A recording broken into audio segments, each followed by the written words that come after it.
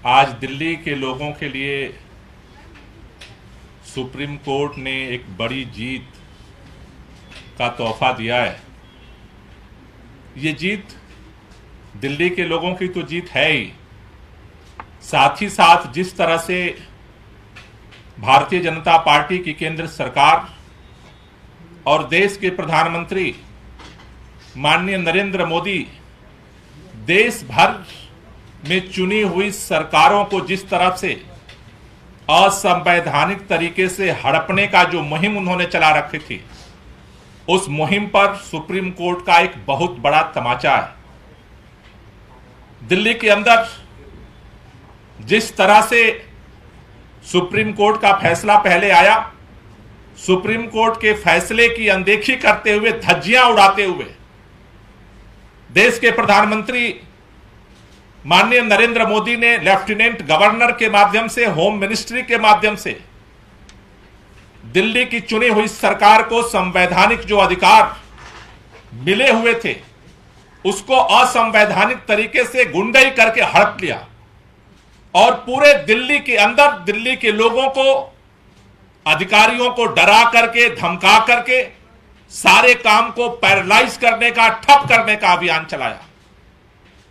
आज supreme court के फैसले ने इस बात को साबित किया है कि इस देश के अंदर देश के प्रधानमंत्री नरेंद्र मोदी और भारतीय जनता पार्टी अगर ये सपना देख रहे हैं कि देश के लोकतंत्र को हम चकनाचूर कर देंगे, ध्वस्त कर देंगे, सत्ता की ताकत पर, पैसे की ताकत पर, अहंकार के दम पर, सुप्रीम कोर्ट ने इस अंधेरे में एक रोशनी दिखाने का काम किया है कि अगर सच्चाई की जीत में देर हो सकती है लेकिन उसकी जीत होगी। मैं दिल्ली के लोगों को बहुत बहुत बधाई देना चाहता हूं और मैं चाहता हूं कि हमारी दिल्ली सरकार में सर्विसेज के मंत्री सौरभ भारद्वाज जी इस पर और अपनी बात रखें।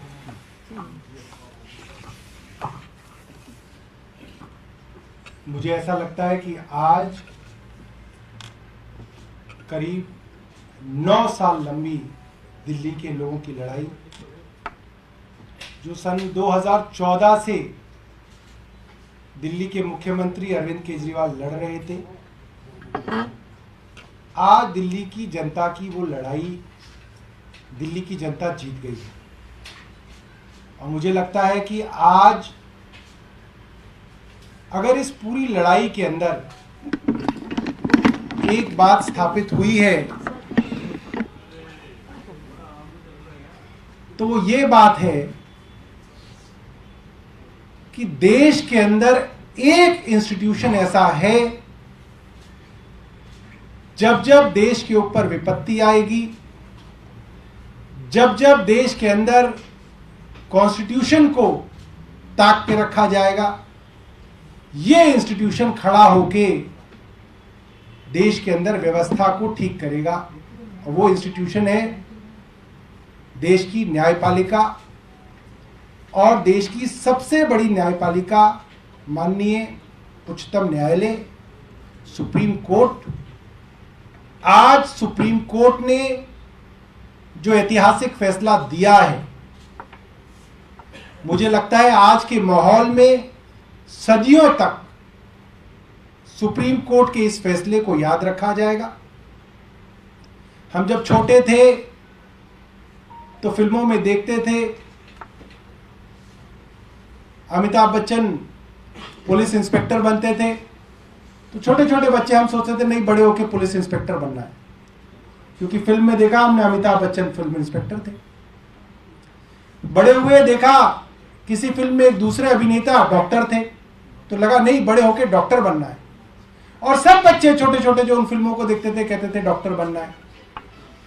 एक फिल्म में अभिनेता वकील बने, बच्चों को लगा नहीं नहीं, काम तो वकील का होना चाहिए, इससे देश को बदला जा सकता है। आज मुझे लगता है देश का एक एक बच्चा जो जुडिशरी की समझ रखता है और देश के हालातों की समझ रखता है, वो कहेगा देश में अगर कोई हीरो है तो चीफ जस्टिस चंद्रचूड़ साहब हैं, और कहेंगे नहीं अब तो जज बनना है।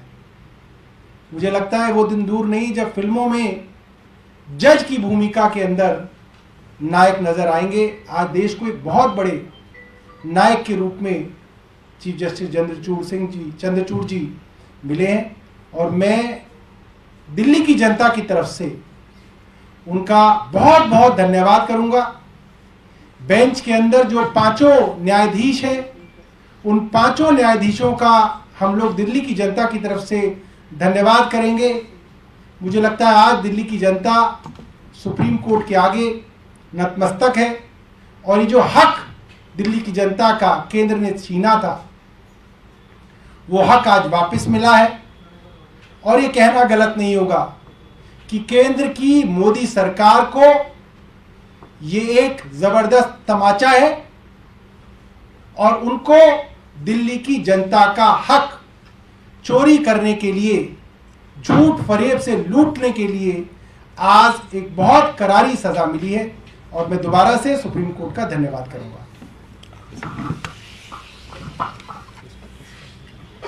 पकड़ लेते हैं सर।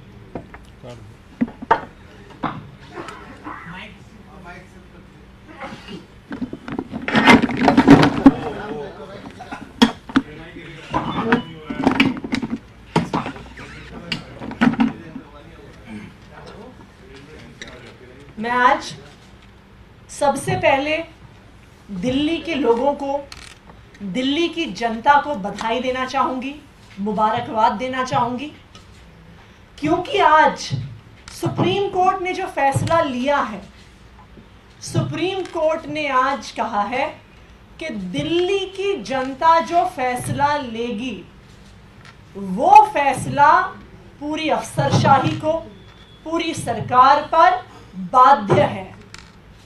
तो आज सबसे बड़ी जीत दिल्ली की जनता की हुई है, क्योंकि आज सुप्रीम कोर्ट ने लोकतंत्र के हित में, संविधान के हित में फैसला लिया। 2015 में दिल्ली की जनता ने अपना भरोसा अरविंद केजरीवाल जी पे दिखाया। एक तरफा भरोसा अरविंद केजरीवाल जी पे दिखाया। 70 में से 67 सीट उन्होंने आम आदमी पार्टी को दी, अरविंद केजरीवाल जी को दी। लेकिन भारतीय जनता पार्टी, प्रधानमंत्री नरेंद्र मोदी जी से यह सहन नहीं होता है कि कोई दूसरी पार्टी जीत जाए और उनकी पार्टी हार जाए। जहां जहां पर भारतीय जनता पार्टी हारती है, असंवैधानिक तरीके से सरकार को हड़पने की कोशिश की जाती है। चाहे वो ऑपरेशन लोटस हो, विधायकों की खरीद फरोख्त हो। आम आदमी पार्टी के जब विधायक नहीं खरीद पाए, सरकार नहीं तोड़ पाए, तो असंवैधानिक तरीकों से सरकार में ताकत हड़पने की कोशिश करी। और आज 8 साल की लंबी लड़ाई के बाद सुप्रीम कोर्ट ने एक बहुत स्पष्ट फैसला दिया है कि जिनको जनता चुन के भेजती है, उनके फैसले ही दिल्ली में मान्य होंगे। तो जब जनता ने अरविंद केजरीवाल को चुन के भेजा है, तो अरविंद केजरीवाल जी निर्णय लेंगे, दिल्ली की जनता के बिहाफ पर निर्णय लेंगे। तो आज मैं दिल्ली की जनता को बधाई देना चाहती हूं और मैं ऑनरेबल सुप्रीम कोर्ट को बहुत बहुत धन्यवाद कहना चाहती हूं दिल्ली की जनता की तरफ से कि आज सिर्फ उन्होंने एक फैसला नहीं दिया है, आज उच्चतम न्यायालय ने इस देश के संविधान को बचाया है, इस देश के लोकतंत्र को बचाया है। अगर एक चुनी हुई सरकार की ताकत छिन जाए तो जनता के वोट का कोई मतलब नहीं बचता, और यही मोदी सरकार ने करने की कोशिश करी। और आज सुप्रीम कोर्ट ने मोदी सरकार के मुंह पे एक तमाचा मारा है कि अगर आपने लोकतांत्रिक तरीके से चुनी हुई सरकार की पावर लेने की कोशिश करी तो सुप्रीम कोर्ट उसमें इंटरवीन करेगी, और सुप्रीम कोर्ट सत्य के साथ, लोकतंत्र के साथ और संविधान के साथ खड़ी रहेगी। Thank you.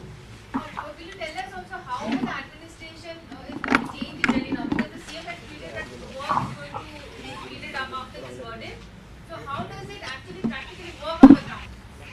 So, like the Honorable Chief Justice explained in his judgment, all the officers, IAS officers, Danik officers, Das officers, all types of officers, till now were reporting to the central government via LG.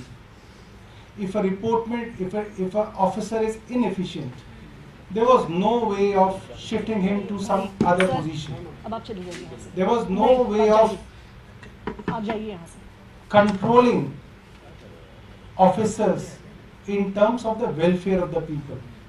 Now all this power, which is generally called services, executive powers as well as the legislative powers, all lie with the elected government of Delhi, and it has been reiterated by the Honorable Supreme Court that LG is bound by the aid and advice of the elected government or the Council of Ministers in all the subjects other than police, public order and land. So it has been made amply clear by the court. So if LG now has asked for papers in the issue of Delhi's Chief Minister's residence, is the Delhi government now free and constitutionally or legally right in not sending those papers? I Can think it do that? I think it should be looked at in terms of general matters. It's not a question of papers related to the CM residence or the LG's residence. It's a matter of principle now. So we will act as per the principles which have been laid down by the Honorable Supreme Court. क्या मैं इसमें एक senior चीज़- एक अधिकारियों second. की बैठक आप लोग कब जल्द लेने एक वाले सेकेंड हैं? मैं इस पे देखिए, ये एलजी साहब के पास सिर्फ पेपर देखने का अधिकार है, उसके आधार पर किसी प्रकार का निर्णय लेने का अधिकार नहीं है।